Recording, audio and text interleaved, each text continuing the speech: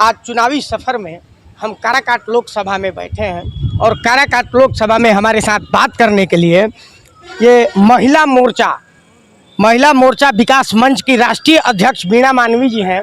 और वीणा मानवी जी वो हैं जो चर्चा में आई थी तब जब पवन सिंह और ज्योति सिंह के विवाद को सुलझाई थी। ये वही आज प्रचार करने पवन सिंह के लिए आई हैं। हमें इन्हीं से जानेंगे कि काराकाट क्षेत्र में क्या चल रहा है।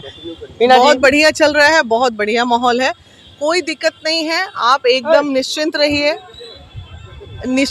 और जहाँ तक महिलाओं के भविष्य और सुरक्षा की बात है तो महिला को पता है कि वीणा दीदी और महिला विकास मंच टीम हमारी औरंगाबाद की अध्यक्ष है, गोह की अध्यक्ष है, ओबरा की अध्यक्ष है, विक्रमगंज की अध्यक्ष है। यहाँ पे कितना काम हम लोगों ने विक्रमगंज में किया है। 12 आपको पता होगा यहाँ नट जाति एक होती है, उनकी बेटियों को सम्मान दिलाने का काम किया है। 12-12, 15-15 बेटियों को शादी कराने का काम किया है, सिलाई सेंटर डालने का काम किया है। चलिए ना दिखाते हैं मशरूम का खेती डालने का। हाँ बोलिए ना। रियल जिंदगी और रियल जिंदगी में बड़ी फर्क है। बिल्कुल। क्या आपको लगता है कि रियल जिंदगी के असली हीरो रियल जिंदगी में भी हीरो बन पाएंगे? अब एक बात बताइए, पूरे इंडिया में कितने ऐसे सांसद बैठे हुए हैं जो रियल जिंदगी से आज समाज सेवा में उतरे हैं?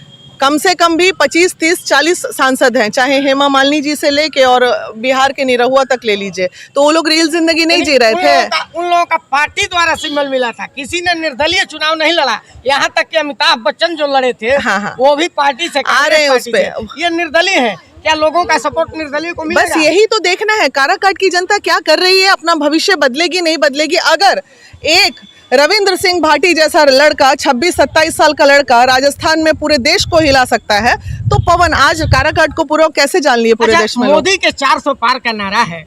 अब मोदी के 400 पार में आप क्या लगता है कि पवन सिंह यहाँ विजयी घोषित होंगे? देखिए, मोदी जी के नारे पे हम कोई वक्तव्य नहीं देंगे और विजयी घोषित जरूर होंगे।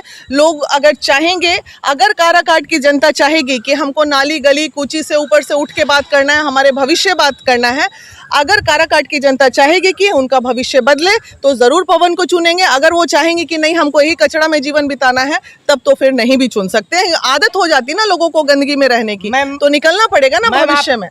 सभी जगह घूम रही हैं। हाँ, पवन सिंह का वो कौन सा मुद्दा है जिसको लेकर के आप लोगों के पास जा रहे हैं और कह रहे हैं कि पवन सिंह को आप मत दीजिए? मैनिफेस्टो आपने शायद पढ़ा नहीं है। मैनिफेस्टो में सारे मुद्दे लिखे हैं, 15, 16, 20 पॉइंट लिखे हैं उसमें। हम अगर महिला प्रमुखता, अगर हम महिला हैं, हम पहले अपनी प्रमुखता पे बात कर लें। हमने जितना प्रमुखता से पॉइंट्स उसमें दिया है, आज एक एक महिला का जो शोषण हो रहा है रोजगार की वजह से हो रहा है, अगर महिला सशक्त रहेंगी, उनके पास पैसे रहेंगे तो कम से कम वो किसी के आश्रित नहीं रहेगी। नंबर 1 महिलाओं का, युवाओं के लिए जो उन्होंने इतनी सारी बातें की हैं रोजगार देने की, सबसे पहले आपका डालमिया नगर ले लीजिए, ये सब चीजों पे वर्कआउट होगा। क्यों नहीं होगा भाई, मौका तो दीजिए। यानी ये माना जाए कि अगर पवन सिंह चुनाव जीतते हैं तो डालमिया नगर, विक्रमगंज चीनी मिल और बिस्कोमान का जीर्णोद्धार होगा? बिल्कुल होगा, क्यों नहीं होगा। और वो करेंगे, ये भी तय है कि करेंगे वो, क्योंकि उनको ना पैसा चाहिए, ना शोहरत चाहिए, ना नाम चाहिए। ये सब चीज़ों से वो बंदा ऊपर उठ चुका है। अब तो वो सेवा के लिए आया है अपने क्षेत्र में। ज़मीनी लड़का था, गरीबी से उठा हुआ बच्चा है, तो उसको यहाँ का दर्द पता है ना, यहाँ का दर्द उसको पता है कि मैं किस तरह दर्द झेल के ऊपर उठा हूँ। तो वो नहीं समझेगा तो कौन समझेगा?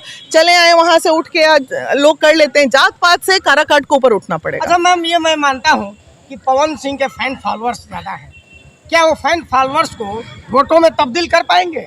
देखिए, वो फैन फॉलोअर्स के ऊपर छोड़ दीजिए, अगर वो सच्चे दिल के फैन फॉलोअर्स होंगे तो तब्दील हो जाएगा। Thank you. चलिए, हो गया, थैंक यू।